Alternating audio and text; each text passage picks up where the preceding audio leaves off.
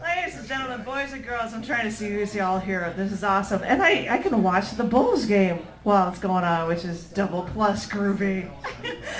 Garrett, if people want to watch the Bulls game, that's just fine. Why not?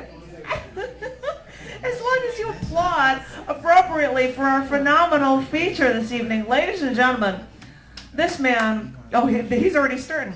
This man has run open mic for, gosh, I don't know how long. He had Chicago calling at a Chicago cafe years ago. He had his thing monthly at Regina's Place, and now it is at Cafe Mestizo, which is very cool. I just went to it last month, which was cool. And, oh, God, what else? Oh, he's got a book. And I think it's in the mail to me now because I'm like, I don't want to take a copy yet because I think I might be getting one, which is really cool. I really like hearing this man. I want this man to take his time and be awesome because we love hearing his words. Ladies and gentlemen, please give it up for Vito himself, Vittorio Carli!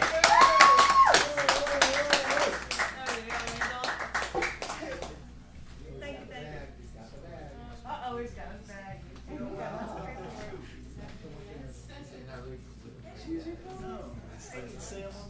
Okay, this poem has some interchangeable parts. I wrote it pretty recently. It says, choose your poison. The Cocker Spaniel, tax collector, massage therapist, Tea Party activist, mortician, Bonnaboo expert, skipped, drove, took a cab, ran, biked to the ballet, cemetery, poetry foundation, I Get 5 Chicago on the sale, Maggie's farm, Lee Grover Memorial. On the way back, he met the love of his life, got married, read the Iliad, shit his pants, blew his men out in the car, saw the rocket from the Tombs reunion. Then he had dinner, went to sleep, watched the sunset in a blindfold, scratched at fleas, became worm food. Thanks.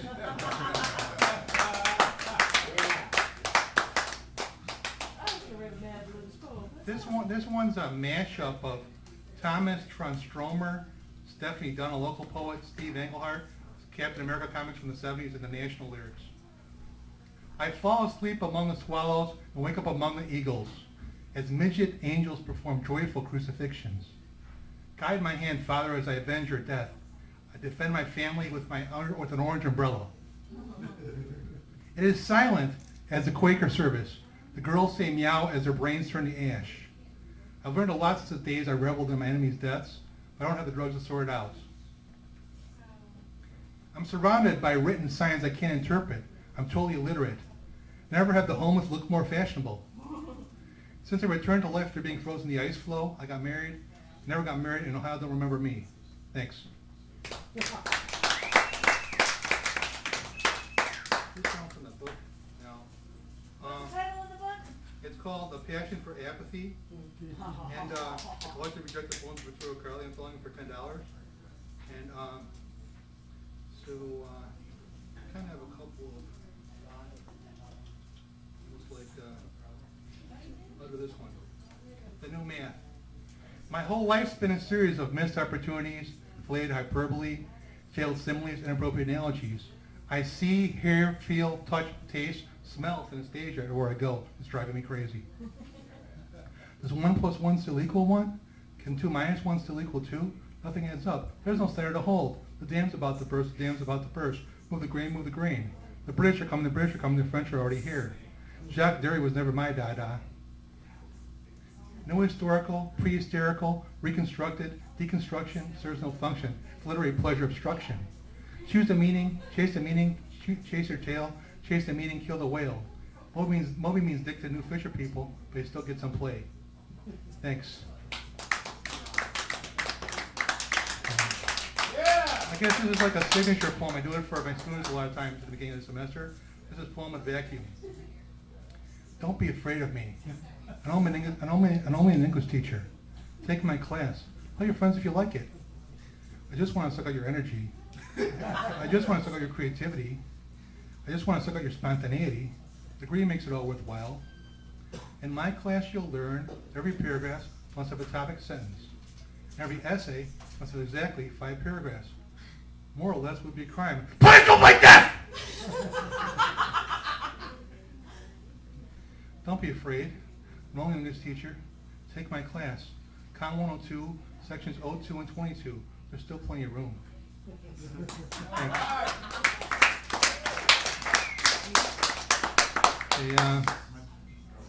Let's see. This is Igmar Bergman's worst nightmare. It's got an Anne Sexton epigraph in the beginning. To be without God is to be a snake that wants to swallow an elephant. It was June 1959 when God appeared before me. At least I think it was God. I took the form of a white dimpled spider. I had recently divorced and my ex had taken the children from Sweden. He addressed me directly, saying, "Keep all the commandments, but especially love your neighbor."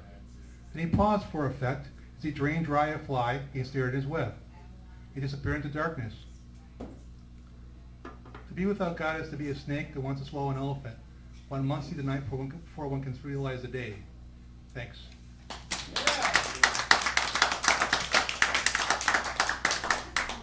Okay.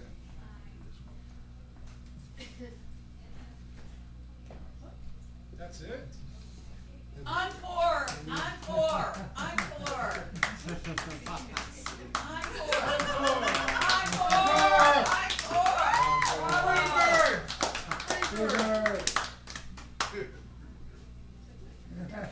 In prison, dog walks back and forth, and back and forth, and back and forth, and back and forth, and back and forth, and back and forth, while the mall goers look on. He bares his teeth and grunts at the crowd, and the animal lover says, "Aw, isn't that cute? He's playing." Thanks. Remember Captain Beefheart? Yeah. I love Captain Beefheart. This is my this is a Lawrence Welk tribute to Captain Beefheart. The thin, bony conductor waved his hands and said, "A 1, a 2, a 3," and a gravelly voice bellowed, "I cannot get back to your Frownland." Meanwhile, waves of discordant notes washed over the audience, distorting the primeval order, making hell out of heaven, while the audience placidly pondered Julie Andrews' underwear. Thanks. This is one that I heard this in Joe Rorty's voice. This is a rant B and a half for Joe Rorty. There's a lot of David Lynch in it too. Within every soft thing, there is hardness. Within every hard thing, there is softness. Every gorgeous field contains a seed of depravity, and every beautiful meadow contains a severed ear. Hear the flies buzzing all around. All creation is destruction, all destruction is creation. Blah, blah, blah, blah, blah, blah. Etc., etc. In Excelsius Deo, the attendant Lord Polonius spoke words of great wisdom, but Prince Hamlet spoke words of great folly. He had no antic disposition. There is no anti-dispensation. The less we comprehend, the more we know. When you say things, say them slant. That's what Denny Nicholson said. Does that ring a bell of Amherst? There is no great prophet, just a mad hatter. I add 3/4 of the work, you do the other half. Thanks.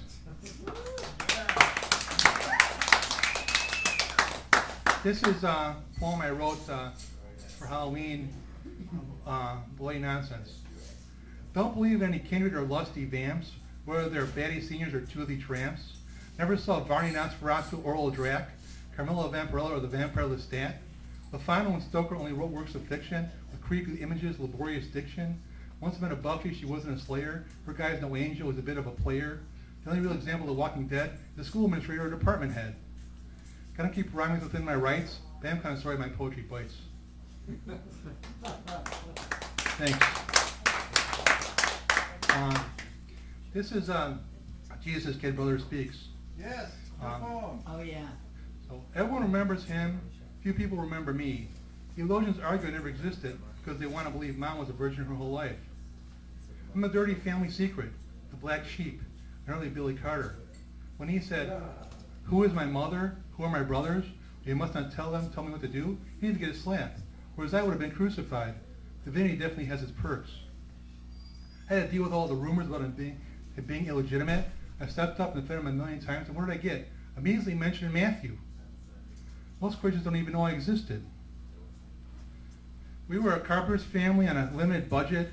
He could have conjured up a gourmet meal every now and then, like he did in Cana, but no, he always had to help people he hardly even knew. He wasn't thinking of me when he testified before Pilate. After he died and Mom had the stroke, who was left to pick up the pieces? It wasn't always easy being the Messiah's brother. Thanks. Okay, this is my Ballad of an Adjunct. It's kind of inspired by Langston Hughes' Ballad of a Landlord a little bit. When I wave my hand, can you yell out, I got the Working in 3 Schools Adjunct Professor Blues? I got the what? I got the Working in 3 Schools Adjunct Professor Blues. I got the Working in 3 Schools Adjunct Professor Professor Blues. Blues. Okay, let's try it. I got the Working in 3 Schools Adjunct Professor Blues. Okay. My pay barely covers food and rent. My retirement funds all been spent. I got the Working in 3 Schools Adjunct Professor Blues. The last girl I dated is in a state pen. She's serving a sentence of 5 to 10. I got the Working in 3 Schools Adjunct Professor Blues. My last letter to her was marked return to sender. I make less money teaching than the streetwise vendor. I got the Working in 3 Schools Adjunct Professor Blues. Bushy's out up here, and that's just great. We're paying for his war till 2008, till 3008. Thanks. Working in 3 Schools Adjunct Professor Blues. I'm late to meet my friend Laurel. That's a fact. I just lost my lunch on the train track.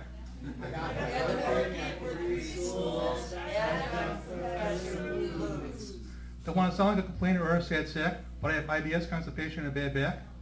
I got Working in 3 Schools Adjunct Professor Blues. Okay, and that is slightly exaggerated. But this is the ode to all the people I love. Let's hear it for all the academic poets who write stilted, self-important confessional verse that they read in public in monotone voices, kind of like me. Making no effort to connect live, because of course no worthwhile audiences exist outside of esoteric academic journals. Let's hear it for all the slam poets who put their whole bodies but none of their brains into their work. Ouch!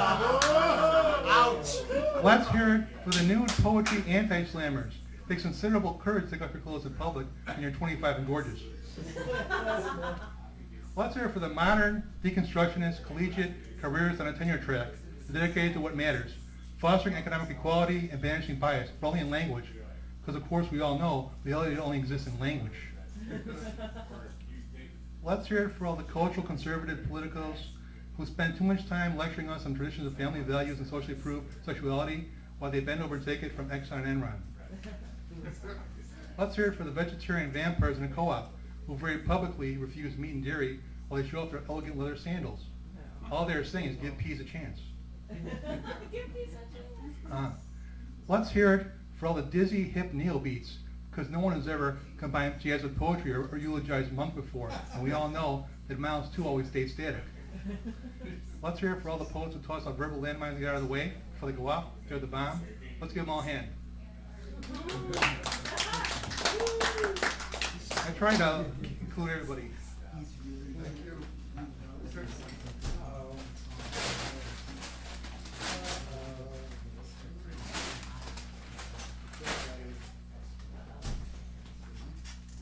Viva Las Vegas.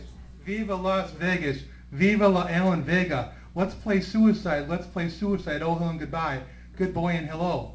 Cunning leopard requests pickle satchel. Crawling, stalking, hiding, holding hairpiece, generating jello. Let's run to the forest. And Carolinas, translucent, transatlantic, transsexual, transubstantiation, linguistic, rhetorical, phantasmagorical, antiviral masturbation. Nuns on the run, having fun, whining, pricking, bootlicking, James Carville, Meg McCarville, don't needle me, it's not my bag. And Katie Clone has betrayed me. Dover Beach, poets, putrid agricultural, venereal hatred is so intrusive, obtrusive, elusive, don't be so obtrusive. Beating rhythms, Electric Flag Avenue, asset, speed zone, no passing gas. I'm on the phone, neglected, flying, crying, motor vehicle, rover, Crispin Glovers, eternal mudcake, mugwog, whirligig contraption, wearing a cafeteria date with Robert Rauschenberg's 13th floor snowblower music machine at the Earth's core, had a squirrel fricassee with Mr. Mustard to give it some flavor flav, came to the same conclusion, collusion, collision, fission, in my dog day, Crichton Hop, Eddie Clearwater's revival afternoon, Grand Funk still smells like dead skunk. Hello and goodbye. Thanks for the fructose juice and the jewelry graham crackers. I am not the man egg. I'm the undisclosed recipient. Bon John Giorno.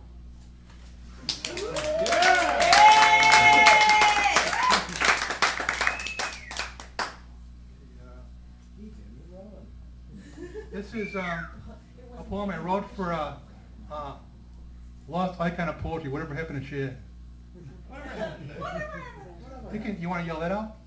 Sure. Whatever happened to Shad? Whatever happened to Shad? Okay. I used to see him all over town. Whatever happened to Shad? Amidst the shakers, the fakers, the conmen, and clowns. Whatever happened to Shad? He was at every art party, pinned him, gave him a glow. Whatever happened to Shad? I saw him looking for love at the Mutiny Rainbow. Whatever happened to Shad? He had a steady girlfriend for a while that made him terribly happy. Whatever happened to Shad? His light verse was quick, clever, witty, and snappy. Whatever happened to Shad? He wore a student's scraggly beard. He was thin as a rail. Whatever happened to Shad? He always wore a funky hat and his skin was pale. Whatever happened to Shad? On occasions he was caustic, but he never was mean. Whatever happened to Shad? I hope he comes back and re-enters the scene. Whatever happened to Shad? Thanks. Yeah! You know what scares me, Vittorio? What? You make sense to me. See a psychiatrist right away. This one doesn't usually work live, but this is my thoughts on the presidential candidates.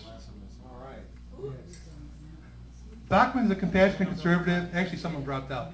Bachman's a compassionate conservative and tolerant wife. He's been in a successful gay marriage for most of her life.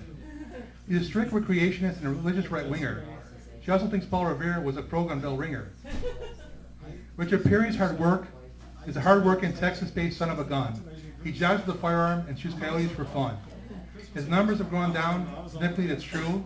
Not many want to live through George Bush Part 2. Mitt Romney, he flip-flops on positions all the time. He acts like consistency is a serious crime. When his opponents attack, he'll defend himself with a grin.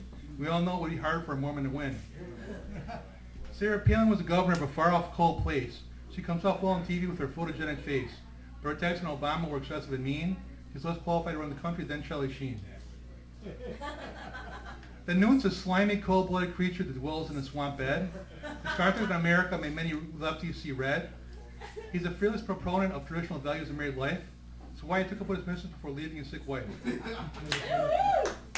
Ron Paul has more integrity than all the rest combined. I like his view on the military-industrial complex just fine. But his views on FEMA and education are just plain insane. But they're run by a promising alternative gone down the drain. Huntsman worked for Barack and he's running on a Republican ticket. He often sounds somewhat reasonable, generous, not wicked. He's about 3 times as smart as Bachman or Perry. That leaves him 10 times less likely to win the primary. He's already gone, really. Herman Cain is a charming, charismatic, pizza-selling man. He allegedly harasses boredoms whenever he can. His Libyan mind freeze caused many to give him odd looks. Now he dropped out, he'll be able to sell more books. Obama's first term was unsuccessful and scary. He governs just to the left of Goldwater Berry. There are many that say there's a second chance, but if he's the best we can do, we should all move to France. Yeah!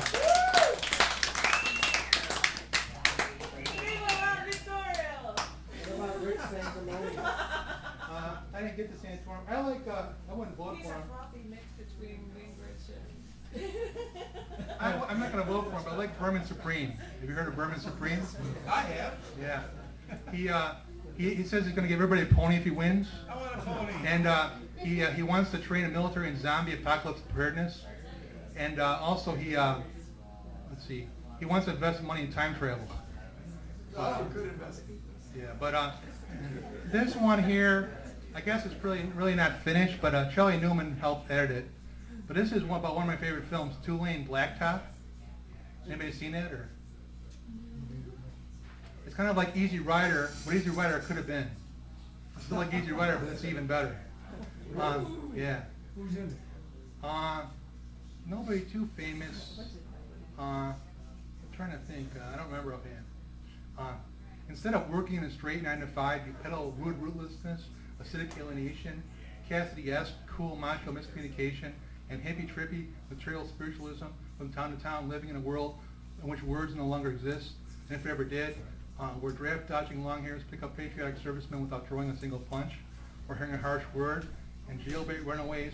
In a jailbait runaway known simply as the girl finds fresh food and different dope every night without ever getting raped, whacked, or arrested. And Indie Mavericks took a page or two from Bresson and Godard and made a cheap, tough, lean flick with big studio cash without the usual daily concerns or studio interference, starring two faded pop stars and a future suicide girl that never acted. Thanks. Yeah! I usually do this, but you know what I did? There was a bar, and there was this woman who worked there who she was a student at Columbia, and she was a photographer. So I said, "Give me your best photograph," and I said, "I'll write a poem about it." She gave me a photo of a gutted deer. So I did this poem to go with it. Love is a feeling that is not real towards someone who does not exist. That's Lacan. Snow Queen. Snow white, dark, light, queen, slave, comes to me in the day night. Who can resist her icy warmth, urge to fill an empty gap, fling herself into the cosmic void? Is she a guardian angel trailing streams of glory, a Christabel from hell, or something in between? Her hard, soft kisses heal, damage him. Her tender, rough caresses excite, etherize him. When she stays late, she sabotages his sleep. When she departs early, she leaves him feeling like a gutted deer. She always disappears suddenly in a puff. Is she part real or all smoke and mirrors? Thanks. Okay, here's another film poem. This is about the movie Made in USA, and it's kind of shaped in a gun. So, I am watching Made in USA by Godard. Marianne Faithfull just sang as tears go by in a cafe scene. She never looks as fair and fragile again. Anna Karenina just shot down Dan Goodis, splashing blood on his striped shirt, but he was not the piano player. It was really a political film, like a Walt Disney movie with blood. The naivety of the left was as inevitable as miniskirts, political assassination, and Coca-Cola. I'd rather be at Italian beach. Poetry shows the truth, but obscurity for its own sake only takes you so far. Thanks. What I'll do is I'll do the movie poem. I have a poem with a different movie reference in every stanza, and that person who guesses the most, I'll give them a free book. Okay, I'll do that. You can write them down, as many as you know. But see if you can find it too. The poem from my friend Hayes Movies. Actually, I wrote this for J.J. Jameson when he was still a free man. Cry with incandescent Ilsa as she chooses between the man she loves and the man who loves her, while the engine roars. Get a ticket to see Jake LaMotta get pummeled and crucified for her sins in black and white. Hold your armchair tight as Catherine drives her car and lover into the water, singing all hopes of a happy ending. Cringe as the camera zooms in on the blood splashing around the severed ear. Grin with satisfaction as a deep, silky voice finally says, "Give me a whiskey, ginger ale inside, and don't be stingy, baby." Stand back when Mookie throws the garbage can through the pizzeria window and shatters the glass, purging his pain with violence. Cover your eyes as a man watches a female figure fall to her death for the second time.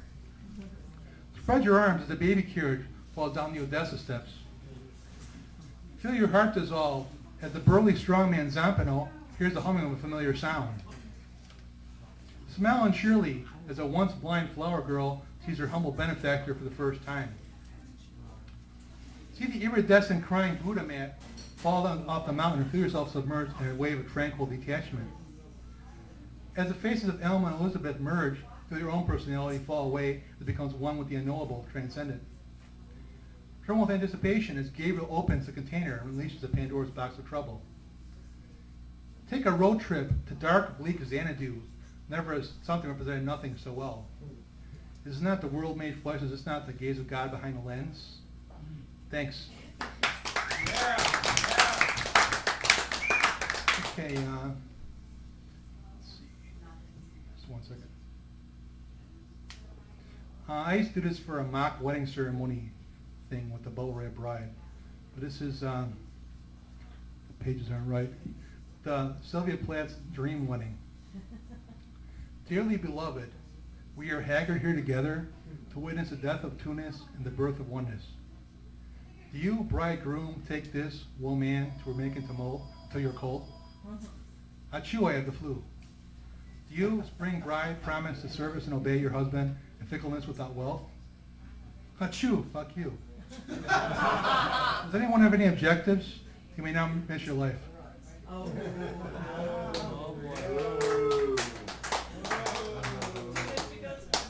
sure there are some good weddings, good marriages. Most of my friends are divorced though. Ruth. The Ruth one. John and Janet. Ruth. Ruth? Yeah.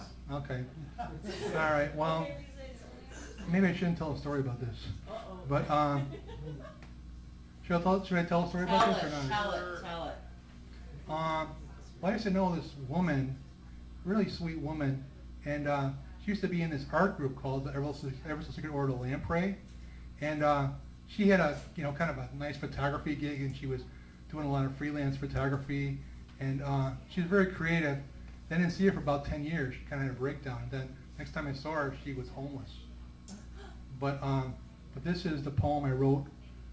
It's about 10 years ago. Let me see if I can find it. Sorry. Look at the index. Yeah. Here it is.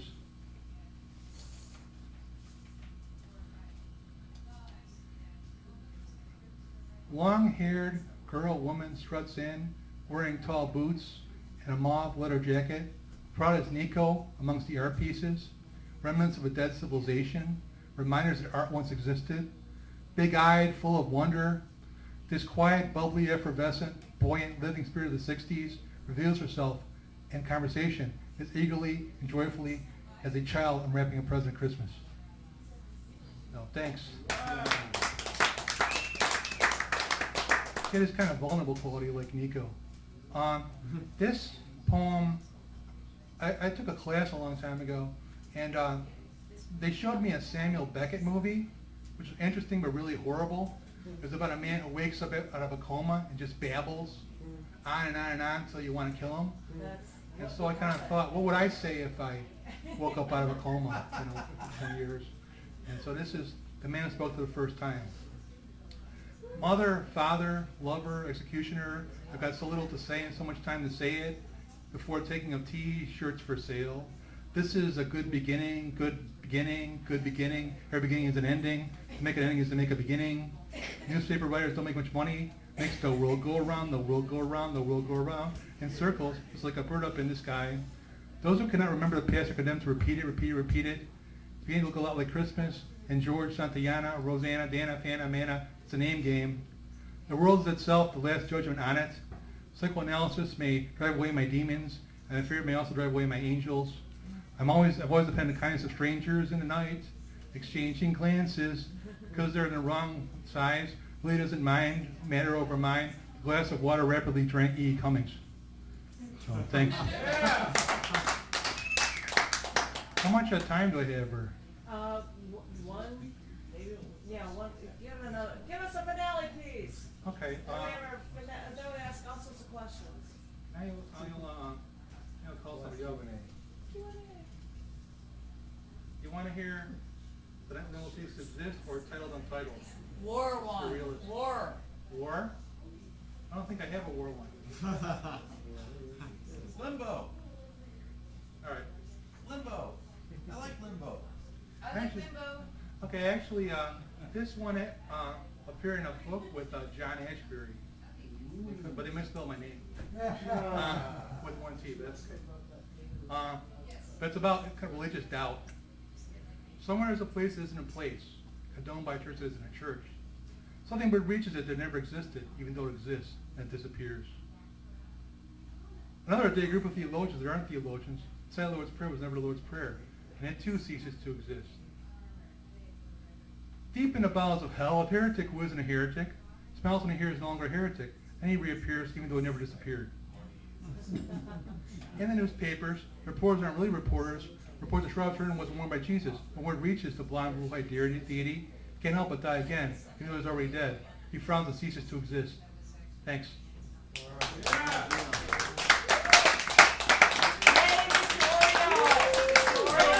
here, please. Ladies and gentlemen, give it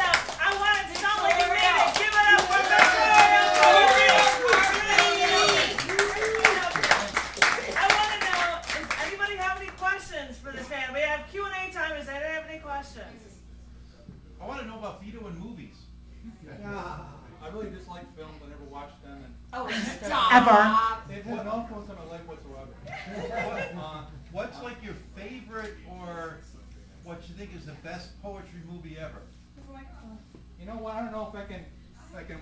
I like Poetry in Motion a lot, but I think there's a reason why I saw a really called Poetry, a Chinese film about a woman who takes poetry classes while her son becomes more and more of a sociopath.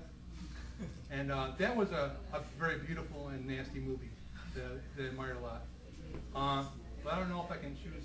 Poetry in Motion, I think, is one of the better collections of poetry performances that I've seen. You know, it's got a lot of good people. What else would you describe as beautiful and nasty? Most of life. Can you be specific? I have to think a while about that. How about like readily available poetry movies that we can get from Blockbuster or something? Poetry movies? Blockbuster? Can't get any Blockbuster. Ellipses question mark. What? That we can get, that we can rent. Let's see. Seems a little stuck.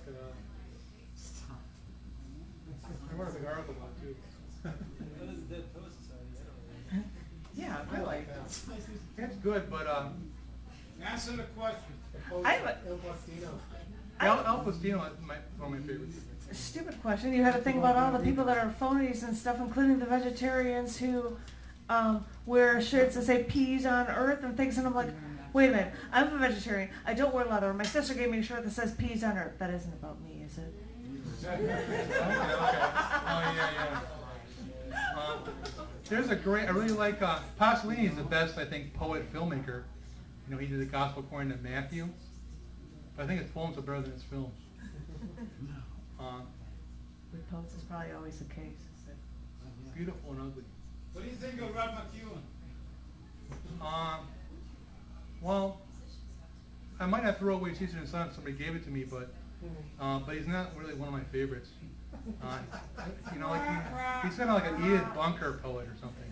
You know, he's so kind of obvious and over sentimental and trashy, and maybe it's a guilty pleasure, but I think he brought down poetry. Sorry. Okay. Any more questions? Anything? What? Why do you write poetry? Because I have to. Not because I think I'm particularly good or talented, but because I want to make a tremendous amount of money, you know, because poets are really, really high earners. And in this tough economy, it's a steady job. Steady job. Money Poets just rolls make money.